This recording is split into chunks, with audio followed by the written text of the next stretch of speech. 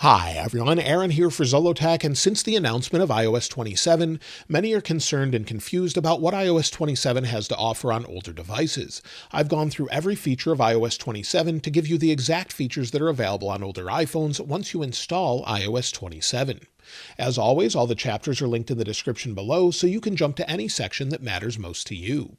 But first, let's start with device improvements. Now, if we take a look at the iPhone 11, this is the oldest supported iPhone on iOS 27. We thought we would lose support this year, but we still have many of the features. If we go under Settings and then we go to Appearance and Liquid Glass, we get the same liquid glass slider that we get on iPhone 17 Pro Max, as well as all of the ones in between. So if we like more of a glass look, we can adjust it to that, having refractions and reflections, and having more of a glass look throughout. However, if we don't like that, just turn it off and get rid of that altogether, and you can further adjust this within accessibility. In addition to this, we get the same icon updates as well. So if we press and hold on the home screen, go to our little paintbrush here, go to Customize, then go to our clear icons, they have more contrast. Apple has updated this throughout. With all of the different icons, we get different designs. You can see here with Apple Maps. So none of the design changes here are really different between any of the devices. So that's great news if you wanted some of those design changes, especially if you wanted to change liquid glass. Also on older devices, we get performance improvements, things such as AirDrop. If I want to AirDrop the wallpaper from today, that's been improved greatly as far as the overall speed. Apps also launch faster in iOS 27, and again, that carries across to all devices. In fact, Apple says that the 30% faster performance was tested on the iPhone 11 Pro Max running iOS 26.4.2, and then compared to an iPhone 11 Pro Max with iOS 27. So again, these app launches, their speed altogether has been carried across to all devices. So whether you're launching music, or maybe we go into something like podcasts, they should all launch nice and fast. Of course, we'll get splash screens throughout, but basically everything's going to have the same experience here. So that's great. We see that update throughout all devices this time around. Also, the camera will launch faster, even in low power mode. So if we go into our battery options here, let me find it. So I added the low power mode icon. We'll turn it on here, and low power mode should launch the camera at a much faster speed while you're using that mode. That mode's not necessarily meant to be used all the time. It's more for if you want to get back to a charger, but at least they're speeding up some of the performance while you're using it, and it seems much better throughout. Also, photos you just captured launch faster, up to 70%. Again, Apple tested this on an iPhone 15 running iOS 26.4.2 and then compared it to iOS 27. We also will get refinements that add to battery improvements, so all of that is carried across to all devices. Now, of course, with the update, we'll get all the same privacy and security updates across all devices, and one that's rumored to come soon that we haven't seen yet, it may even launch with iOS 26.6, has to do with privacy and security. And then if we go down to stolen device protection, it's said to be coming soon, where if someone steals your phone from your hands, they snatch it out of your hands quickly, it will then auto lock, sensing that movement and then protecting your device from anyone that took it. So that's something we should see very soon, and again, should be across all devices, as all of the devices have that motion sensor built in. However, if you want to keep your personal data secure, that's where today's sponsor comes in, Incogni.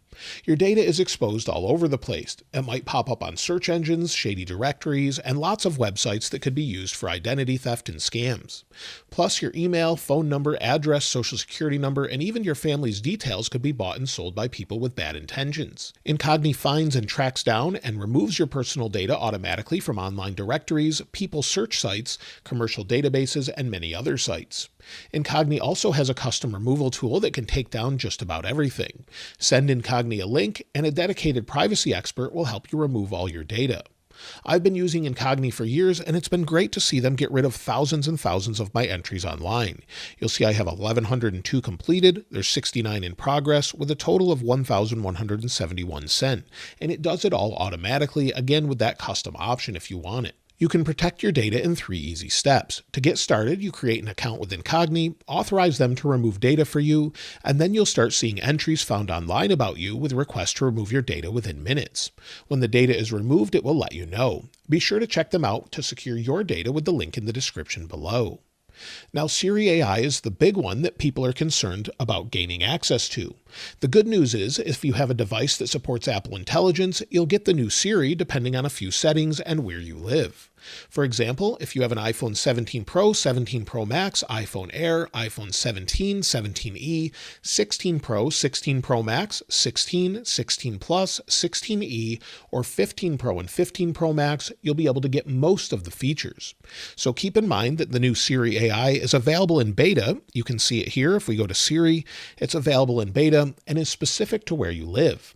Apple has said currently the device language has to be set to English, and it works in the US, the UK, Australia, Canada, Ireland, India, New Zealand, Singapore, and South Africa.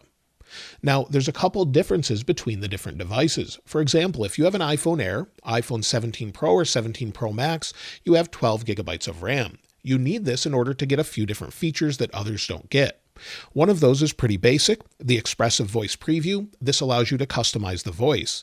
So if we go into our voices here, you'll see additional options for voice conditions. So these are things you'll be able to change in the future, or maybe by the time you're watching this video, with not only a male or female like voice, American style voice, other voices as well in the future, but also the pace and expressivity.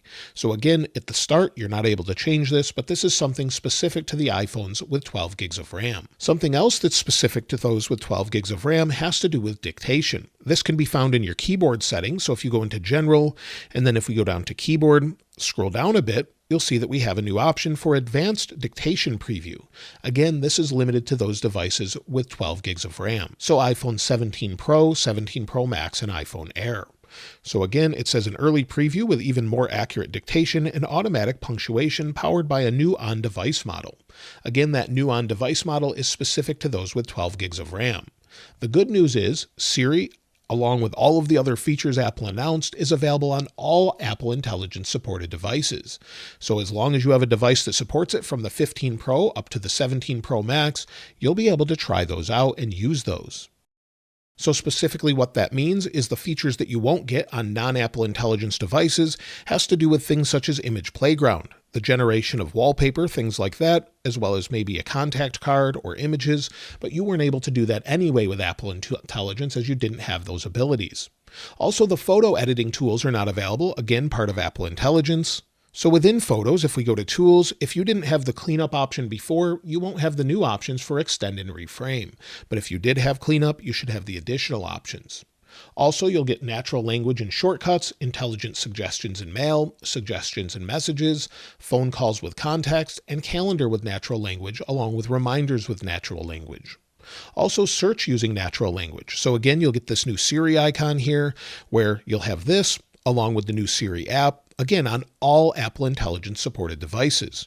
If you have an older device with Siri, press and hold, you'll get the old Siri icon like you always have. So you won't get the updated one, you'll just get the old one that we've had for many years. Also, everything gets extra large widgets. So let's go ahead and switch to the iPhone 11. Maybe we'll go over to this page and we'll add a widget here. So within Weather, for example, you'll see we have the option for that extra large widget. You get all the same extra large widgets. You also get the AirPod Custom EQ, so I can show you that as well. So we'll go ahead and bring in our AirPods Pro 3. Once they're connected, we'll go into our settings, and within our settings, you'll see that we have the AirPods Pro 3 menu, and of course the new design. But if we scroll down to Audio and Routing, then we go to Equalizer, you'll see that we have the Equalizer option. So we can adjust this however we'd like, add more bass, mids, or high, and no, it's not the most advanced equalizer, but at least it's an equalizer that's available. So as you play it here, you can see the waveform and adjust it however you'd like, or just reset it. So again, this is available on all devices. Another thing that's available on all devices has to do with volume, and this is something I know a lot of people have wanted for a long time. Under Sound and Haptics, you'll see that, of course, we have our ringtone volume, but also we have alarms and timers and alerts and system sounds. If you don't want them set to default, just turn this option off, and then you can adjust them all individually. So that's now available across the OS. Also in Maps, you get the updated maps where there's just incredible detail as you scroll in. You take a look at the trees, and if maybe we change this to a different map mode, such as satellite, things just look even better than they used to. So it may take a moment for everything to sort of refresh and fill in, but everything looks much, much better in this update. So you get all of that across all devices. In addition to that, you get the new auto mix updates. So in music here, so if we go down to apps and then we go to music, within music, if we scroll down here, you'll see an option for song transitions and auto mix. This has been updated in iOS 27 and you get that as well.